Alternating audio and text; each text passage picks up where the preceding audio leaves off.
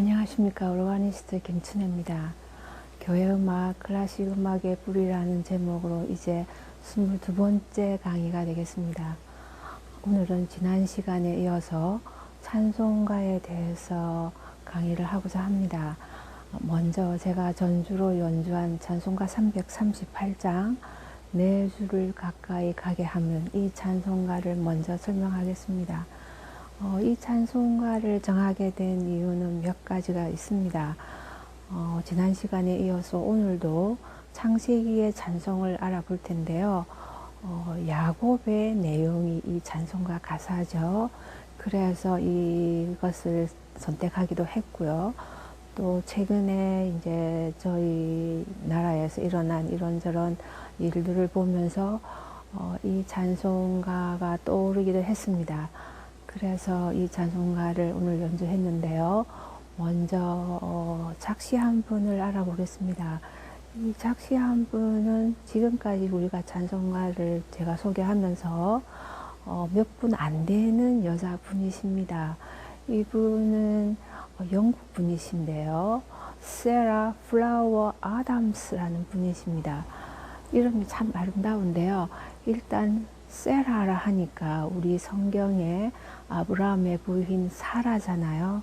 그래서 야곱으로 보자면 할머니겠죠. 그 할머니 사라, 그 아주 특이하게 그 이름이 연관이 되는데요. 그리고는 플라워, 꽃이라는 뜻이잖아요. 사라, 꽃, 그리고 아담스. 아담스는 이제 물론 성경에 나오는 아담, 거기서 나온 이름이겠죠. 굉장히 독특한 이름이라서 아마 여러분도 이제 잘 잊혀지지 않을 것 같습니다. 이분은 1805년에 태어나셔서 1848년에 어떻게 보면 조금 일찍 세상을 떠나신 그 여자분이신데요. 우리가 지금으로 보면 유니테리언이라는 기독교 종파 안에 유니테리언 교회의 교인이셨습니다. 그러면서 이분은 시인으로서 여러 시를 많이 썼는데요. 보니까 한 찬송시로는 한 38편 정도가 되고요. 이 시가 나왔을 때는 Hymns and Anthem이라는 그 찬송집이 있는데요. 그 음악집이죠. 그러니까 힘은 찬송가고 anthem은 성가대 곡이거든요. 그래서 찬송가와 성가대 곡을 이렇게 모아서 그 유니테리안 그 교회에서 출판을 했을 때 그 안에 이분의 이제 시가 13편이 들어 있었다고 합니다. 그 중에 하나가 오늘 또 우리가 잘 아는 내 주를 가까이 가게 하면 이 시입니다. 이 시는 굉장히 유명하죠. 그래서 nearer, 더 가까이, 내 주를 주께 더욱더 가까이 가고 싶다 하는 이제 그런 가사인데요. 저희 찬송가에는 4절이 있는데요. 그 원시를 보니까 5절이 있었습니다. 그래서 우리 가사랑 비교해 보니까 5절이 완전히 빠진 것입니다. 그래서 5절 내용은 사실은 이때까지 1, 2, 3, 4절에 있던 것의 총 결론적인 내용이었습니다. 야곱이 돌베개 그리고 깨어서 여기가 하나님의 집이구나. 그래서 베델이라 이제 이름을 하잖아요. 그렇게 해서 한 4절까지 나오는데 5절에 보면은 이 모든 것을 통틀어서 우리가 살아가는 이 삶에서 힘들더라도 어떤 힘든 일이 있더라도 나는 여전히 찬양하리라, 이런 그 가사거든요. 그렇지만 주님께 더 가까이는 매 절마다 다 등장합니다. 그래서 5절을 보니까 각 절이 이렇게 5줄이 있는데요. 3줄만 다르고 2줄은 항상 하나님 당신께 더 가까이 갑니다. 하나님 당신께 더 가까이 갑니다. 이게 2줄인데요. 모든 절마다 2줄이 다 똑같이 반복이 되거든요. 그래서 마지막 5절에 보면은 하늘을 가로지르는 어떤 그 기쁨의 날개 위에서도 아무리 힘든 일이 있어도 여전히 still I will 이렇게 나오거든요. 내가 여전히 노래하고 찬양하겠다 하는 그 가사가 사실은 5절까지 있으면 얼마나 좋겠나 그 생각을 했습니다. 굉장히 아름다운 시죠. 그리고 선율 경우에는요, 이 선율은 사실은 더 유명한데요. 가사도 유명하지만 선율이 참 유명하기도 한데요. 이 선율은 미국의 작곡가죠. 로웰 메이슨이라는 분입니다. 이분은 1792년에 태어나서 1872년에 돌아가신 분인데요. 미국의 그 교회 음악의 아버지라고도 불리기도 합니다. 그러면서 이분이 이제 하신 음악 교육자로서도 굉장히 유명했는데요. 보스턴 지역의 그 공립학교에 그 음악 수업을 공교육의 아예 그 수업의 일환으로 넣었던 분이시기도 해서요. 미국의 음악 교육사를 이렇게 배우게 되면 이분이 꼭 등장하는 분이시기도 합니다. 이분은 굉장한 그 크리스찬이시였는데 이제 그 독일에 한 2년 정도 특히 베를린에 이제 방문하셔서 잠깐 지내시는 동안에 그 독일에 있는 참 좋은 교회 음악들을 많이 접하는 계기가 됐었습니다. 물론 독일의 그 음악 교육도 있지만요. 그래서 돌아오셔서 그 이제 미국에서 공교육에 음악 수업을 정규 과목으로 넣을 뿐만 아니라 유럽의 좋은 클래식 작곡가들의 곡을 굉장히 많이 이제 교회 음악에 소개했던 사람입니다. 그래서 합창 음악뿐만 아니라 찬송가도. 그래서 사실은 이분의 곡이 우리 찬송가에 18곡이 있거든요. 작곡가 중에서 가장 많은 곡입니다. 그 다음에 17곡 뭐 이렇게 몇 곡씩 있는데요. 이분의 18곡으로 가장 많은데 이분이 직접 작곡한 곡도 있고요. 그 다음에 아까 말씀드린 대로 클래식 곡을 굉장히 많이 도입하신 분인데 클래식 곡에서 편곡을 해서 찬송가로 또 많이 만들었습니다. 그래서 18곡 선율에서 이렇게 유심히 보면 이분이 편곡했다, 정리했다, 어디서 따왔다 이런 설명들이 있습니다. 그 정도로 이제 클래식 음악을 많이 교회 음악에 이렇게 소개하면서 그 교회 음악의 질을 높이려고 했던 분입니다. 그래서 이분의 이제 대표적인 찬송가는 아시겠지만 못 박혀 죽으신 이 찬송가도 유명하고요. 그 다음에 기쁘다 구주셨는 115장이죠. 이 찬송가도 이분의 선율입니다. 물론 이 선율은 그 핸델의 메시아에서 나오는 선율을 이렇게 좀 정리해서 선율로 나오긴 했지만요. 그 다음에 주 달려 죽은 십자가 이 찬송가도 굉장히 유명하지 않습니까? 이거는 또 그레고리안 챈트에서 메이슨 이분이 또 이렇게 수정한 그 찬송가로 만든 곡인데요. 참 많습니다. 여러분께서 이 내수를 가까이 이뿐만 아니라 이분의 찬송 그 선율을 많이 접하시게 될 거라 생각합니다. 이분의 선율을 제가 알아보니까요. 우리 찬송가에는 8분의 6으로 돼 있거든요. 그래서 3박이 2개 들어있는 하나 둘 셋 하나 둘 셋 내 주를 가 하나 둘 셋 이렇게 가지 않습니까? 그런데 대부분의 찬송가에 실린 선율은 4분의 4박이었습니다. 내 주를 가까이 이렇게 하나 둘 이렇게 4분의 4로 가거든요. 우리나라의 가톨릭 성가에도 4/4로 이렇게 되어 있거든요. 그래서 모르겠습니다. 8분의 6이 조금 더 좀 흘러가는 느낌, 따다다 하나 둘 셋 이렇게 하니까 더 흘러가는 느낌은 들기는 합니다만은 그 원곡의 4분의 4와는 약간은 좀 다르기는 한데요. 4분의 4가 조금 더 그 경건하다 하나요? 경건하고 엄격한 그런 느낌이 드는 그 선율의 성격이라 할 수 있겠고요. 8분의 6박자는 조금 더 좀 감성적인 그런 느낌이 나는 것 같습니다. 그 다음에 이 찬송가에 이제 여러분이 보시면요. 베사니 이렇게 되어 있거든요. 곡조 이름이 베단이라는 뜻이죠. 근데 이 베단이라는 곡조명이 사실은 이 로열 메이슨의 내 주를 이거 말고도 한 곡조가 더 있거든요. 그래서 보통 한 곡조명으로 그 2가지 선율이 나오는 경우는 조금 드물기는 합니다. 한 선율이 두 가지 곡조명이 있는 경우에 지난 시간에는 있었지만요. 어찌되었든 스마트라는 분의 곡조명도 베산이라는 그 찬송 선율이 있긴 합니다만은 베산이라는 그 곡조명이고요. 이 찬송가 가사를 생각하면 야곱과 이렇게 연관된 것을 생각하면 베다니가 연결이 잘 안 되었었습니다. 하지만 어쩌면 우리가 더 예수님의 시대에 또 우리가 생각을 하면 어울릴 수도 있겠다. 복음적인 해석으로 이런 생각도 할 수 있을 것 같은데요.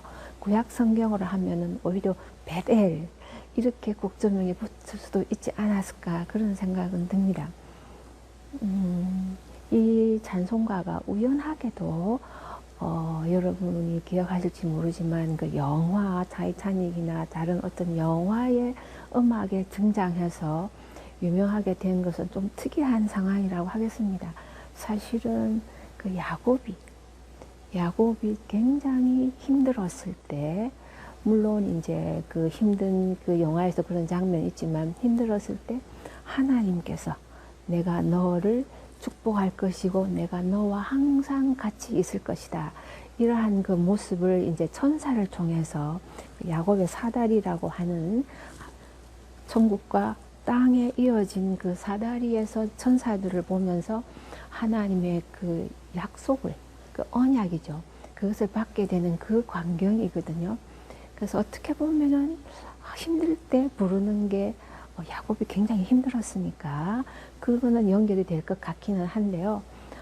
미국에서 우연하게도 예전에 이제 어떤 대통령의 장례식 때 불려지는 이러한 계기들을 통해서 이제 단순히 힘든 정도라기보다는 누군가 죽었을 때 지금도 장례식 때 가끔 부르기도 하거든요. 혹은 죽음을 맞이하게 되는 그런 순간에 그 야곱의 그 사다리를 타고 천국에 가는 이제 조금 반대의 현상이죠. 거기서는 천사가 내려와서 야곱을 축복해서 하나님이 축복하셔서 이제 너 앞을 내가 함께 하겠다, 축복하겠다는 그런 의미인데, 오히려 이제 최근에 이제 이 찬송가를 많이 사용하는 경우를 보면 오히려 이제 야곱의 사다리를 타고 천국에 가는 것 같은 그런 이제 인상을 주기는 하는데요. 어떤 모습이든 하나님께서 우리와 항상 함께 계시고 특히 어려울 때 더 함께 하셔서 우리들에게 위로가 되시고 또 우리와 늘 함께 계시면서 선한 길로 이끌어 주실 것이라는 그런 확신을 주시고 희망을 주시는 찬송가라는 면에서 굉장히 소중한 찬송가 같습니다. 이제 그러면 간주도 들으시고 회중 찬송가에 대해서 오늘 조금 더 이제 구체적인 그 내용으로 들어가 보도록 하겠습니다.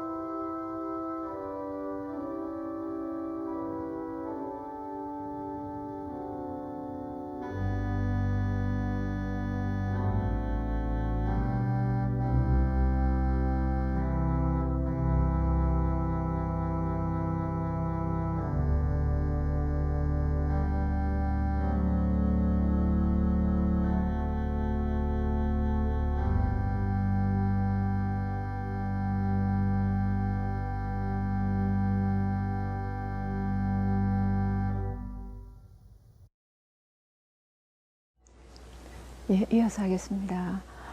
지난 시간에 회중 찬송가에 대해서 알아봤는데요. 특히 단어에서 오는 것을 알아봤었습니다. 우리가 사용하는 찬송, 찬양, 찬미, 그 다음에 송추까지 이렇게 알아봤고요. 영어 단어는 조금 또 다르기 때문에 몇 가지를 알아보면서 praise, sing psalm, 그리고 make a sound라는 소리를 만들다 하는 것도 찬양으로 번역됐다고 말씀드렸고요. magnified, 그래서 높이다, 경배하다 이런 의미가 들어있는 것도 찬양하다라고 이렇게 번역되었다고 말씀드렸고요. 가장 독특한 것은 blessed be the Lord 해서 주님께서 하나님께서 축복이 있을진저, 만약에 blessed를 축복으로 번역한다면요. 그런데 이것이 다 하나님을 찬송하리로다 이렇게 번역되어 있다고 제가 말씀을 드렸었는데요. 그거 창세기에 있는 설명을 세 가지를 드렸었습니다. 노아가 셈의 하나님을 찬양하리로다 할 때 Blessed be the Lord of Sem 이렇게 나온다 말씀드렸고요. 그 다음에 멜기세덱이 또 가장 높으신 분께 찬양을 드린다 할 때도 Blessed be 이렇게 되어 있고요. 그 다음에 아브라함의 노종이 우리 종 하나님의 종 아브라함의 하나님께 하나님을 찬양하리로다 할 때 그때도 Blessed be the Lord 이렇게 이제 사용되었다고 말씀을 드렸었습니다. 굉장히 특이한 부분이죠. 우리가 찬송하리로다가 이렇게 다양한 그런 의미를 가진다고 그 다른 그 안에 포함된 것들이 굉장히 우리가 생각하는 것보다 다른 것들이 많이 포함되어 있다는 말씀을 드렸었습니다. 이제 오늘은 이 찬송에 대해서 누가 찬송을 하며 누구에게 찬송을 하는가라고 이렇게 이제 이 두 가지만 일단 알아보겠습니다. 먼저 누가로 시작을 하고 싶습니다. 성경에 보면 시편 150편 6절, 시편의 가장 마지막 절이죠. 호흡이 있는 자마다 여호와를 찬양하라 이렇게 되어 있죠. 그래서 이 번역이 호흡이 있는 자 해서 사람이라는 그런 느낌을 주기는 하는데요. 영어 성경에 보면은 let everything, 모든 것이라 했거든요. breath, 호흡을 가지고 있는 모든 것들아 여호와를 찬양하라 이렇게 되어 있거든요. 그래서 호흡이 있다면 사람도 호흡이 있지만 동물도 호흡이 있으니까요. 그러면서도 또 사실은 성경 전체를 보면요. 그리고 사실은 시편에도 있지 않습니까? 악기들이 호흡을 한다고 할 수도 있지만 어떤 면에서 보면은 그냥 호흡이라기보다는 그냥 악기, 물체라는 느낌을 주는 것도 있지 않습니까? 관악기는 호흡을 하겠죠. 그래서 물론 뒤에 보이시는 파이프 오르간도 호흡을 하는 겁니다. 바람이 들어가기 때문에. 하지만 예를 들면 피아노라는 그런 악기라든가 그런 타악기라든가 그렇죠. 현악기 이런 경우는 연주하는 사람은 호흡을 하지만 악기 자체가 호흡을 하는 것은 아니거든요. 그런 거 생각하면 모든 만물, 모든 자연, 모든 피조물이 다 생물이든 무생물이든 모든 이 땅에 있는 모든 것들이 하나님을 찬양하는 것이겠죠. 여기에는 제가 생각할 때는 그 영적인 상태도 상관없고 가사가 있고 없고도 상관이 없다고 생각합니다. 영적인 상태라고 하면 하나님을 믿는 사람이 찬양하는 것이죠. 그렇지만 하나님을 믿지 않는 사람도 하나님을 찬양할 수 있다고 생각합니다. 자기 입으로. 우리가 많은 연주회를 가잖아요. 연주회를 가면은 좋은 교회 음악을 찬양을 할 때, 연주를 할 때 그분이 기독교인일 수도 있지만 기독교인이 아닌 경우도 있거든요. 예를 들면 가장 쉬운 얘기겠죠. 그렇지만 그분은 영적인 상태가 하나님의 자녀가 아닐 수도 있지만 찬양을 하고 있는 순간이거든요. 그 가사, 입을 통해서. 그리고 사실은 어린이도 저는 그런 생각을 가끔 합니다. 어린이도 우리가 이제 나중에 세례를 받아서 하나님과의 영적인 그런 관계가 정립된 후에 찬양을 드리는 상태는 아니거든요. 어린이들이 그런 영적인 단계는 아니죠. 그런 걸로 생각한다면 그런 깊은 영적인 상태의 가사들이 예를 들면 나 같은 죄인 살리시, 이런 가사는 어린아이들이 잘 모른다고 생각하거든요. 그럼에도 불구하고 어린아이들이 부를 때도 있거든요. 그렇다면 어떤 가사는 어린이 부르시고 어떤 가사는 어린이가 못 부르고 꼭 그런 건 아니라고 생각한다면 영적인 상태와 무관하게, 만약에 호흡이 있는 사람이라면 무관하게 할 수 있는 것이다. 찬양을 하나님께서 언제든지 누구를 통해서도 받으시는 분이시다. 심지어 무생물도 그러니까요. 자연을 보시면은 성경에 있지 않습니까? 나무들이 손뼉치고 찬양하는, 파도가 즐거운 소리를 바라는 그런 모든 자연 만물이 하나님을 찬양하는 광경을 많이 보죠. 이런 무생물까지도, 그리고 생물, 자연, 우리가 살아있는 모든 생명체가 하나님을 찬양하는 것이라고 생각합니다. 가사가 있든 없든, 가사가 있으면 직접적인 찬양이 되겠지만 악기나 자연은 가사를 표현할 수 없으니까, 그러나 그 가운데 이 세계를 창조하신 창조주를, 하나님을 찬양하는 건 너무나 자연스러운 일이라 생각합니다. 그러면서 누가 찬양을 하는 이런 거는 이제 거의 이제 여러분이 이제 성도만 찬양하는 것이 아니다라는 것을 이제 아실 것 같고요. 그러면 누구에게? 너무나 잘 아는 거지요. 당연히 하나님께 하는 찬양이죠. 하나님, 성부 하나님, 성자 예수님, 성령님, 각 삼위일체의 각 위를 각각 떼서 찬양하기도 합니다. 어떤 글에 보면은 하나님만 찬양을 받으시고 예수님, 성령을 주제로 해서 대상으로 해서 찬양하는 것은 맞지 않다라고 이렇게 하시는 분도 계시기는 한데요. 모르겠습니다. 엄격한 의미로 그럴 수 있을지는 모르지만 결국은 그 이 세 분이 삼위일체라는 그런 면에서 생각하면은 각 위도 각각 그분의 각 삼위의 각 위의 그 특징적인 그분이 하시는 일, 예수님께서 하시는 일, 성령님께서 하시는 일이 각각 다른 부분이 있기 때문에 그 하시는 업적을 기리는 그런 찬양을 할 수 있지 않을까, 그런 생각도 합니다. 그러면서 이 세 분을 다 함께 삼위일체를 찬양하는 그런 대상으로 이렇게 하는 찬송시도 있죠. 그래서 하나님께 혹은 성자 예수님, 성령님께 삼위일체께 드리는 찬송인데요. 어떻습니까? 저희들 주변에 드리는 그 많은 찬송이 있는데요. 하나님께만 드리지 않는, 하나님 플러스 뭔가가 있는 그런 느낌을 우리가 많이 가지거든요. 오히려 어떤 때는 하나님보다도 하나님 이외의 다른 무엇 혹은 다른 어떤 것을 혹은 어떤 사람을 대상으로 부르는 느낌도 많이 있거든요. 참 두려운 것이라 생각합니다.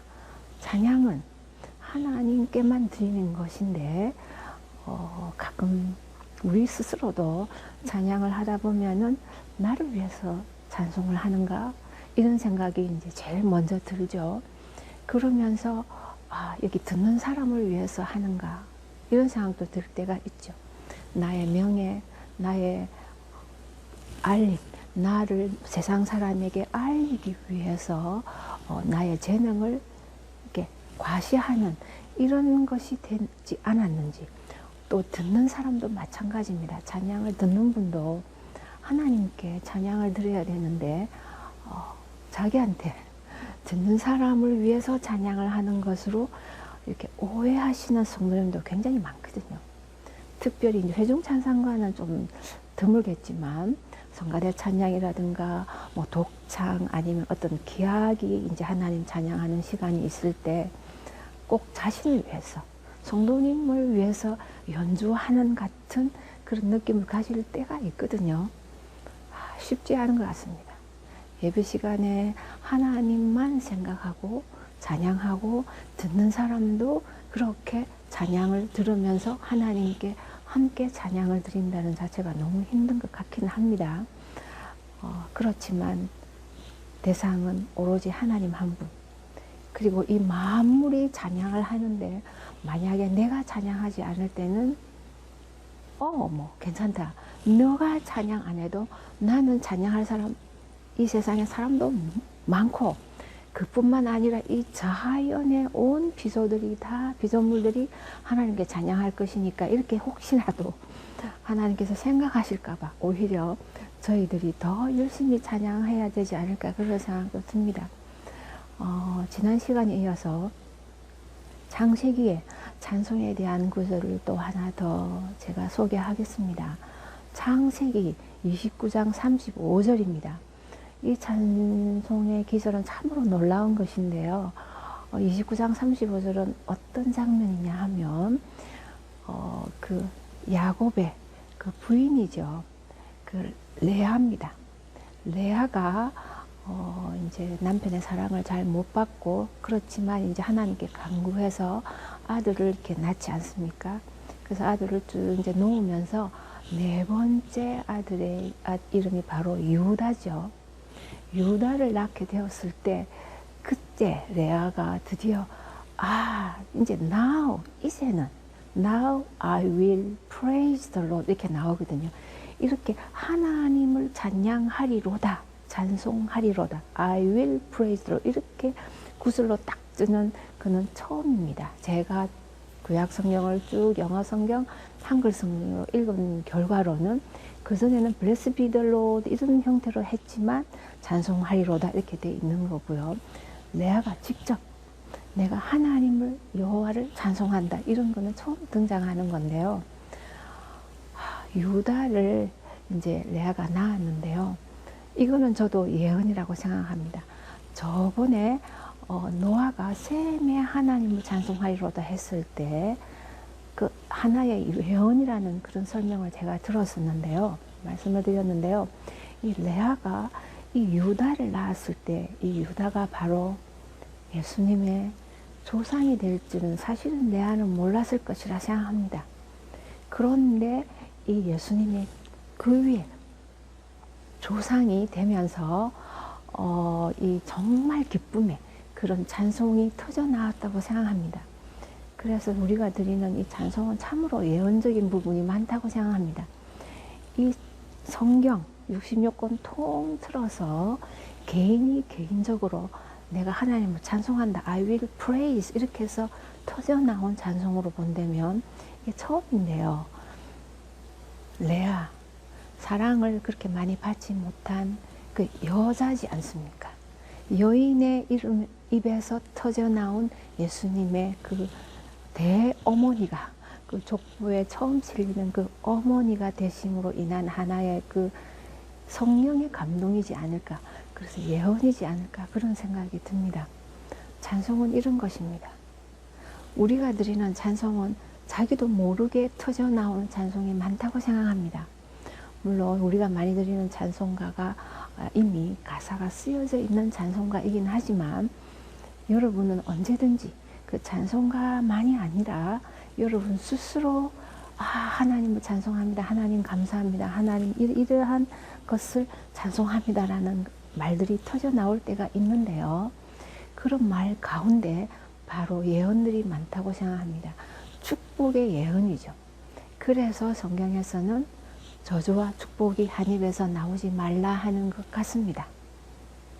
우리의 그 입에서 나오는 것들이 우리도 모르게 나오는 무의식이든 의식이든 또 혹시 모르게 나오는 것들이 어떤 것이든 성령의 감동으로 하나님 말씀 안에 있는 상태에서 우리의 말이, 우리의 하는 찬양이 축복이 되고 예언이 된다면 얼마나 좋을까, 이런 생각을 합니다. 오늘 찬송을 이렇게 알아봤었는데요. 레아가 한 찬송, 그 유다의 그 예수님의 그 족보의 첫 시작에서 나타난 그런 엄청난 자신도 모르는 축복을 그 유다를 통해서 레아가 받았을 때 그런 기쁨의 찬송을 한 것처럼 여러분 삶에서도 오늘 338장 어떻게 보면은 힘든 가운데 드리는 찬송을 소개를 했지만, 이제는 어떤 거 상관없이 기쁨의, 앞으로의 삶의 축복의 예언의 그런 찬송이 늘 우리 가운데 있었으면 좋겠습니다. 이제 다음 시간에 이 회중 찬송가에 대해서 어떤 내용을, 무엇을 찬양하는지 자세하게 또 조금 더 들여다보도록 하겠습니다. 고맙습니다.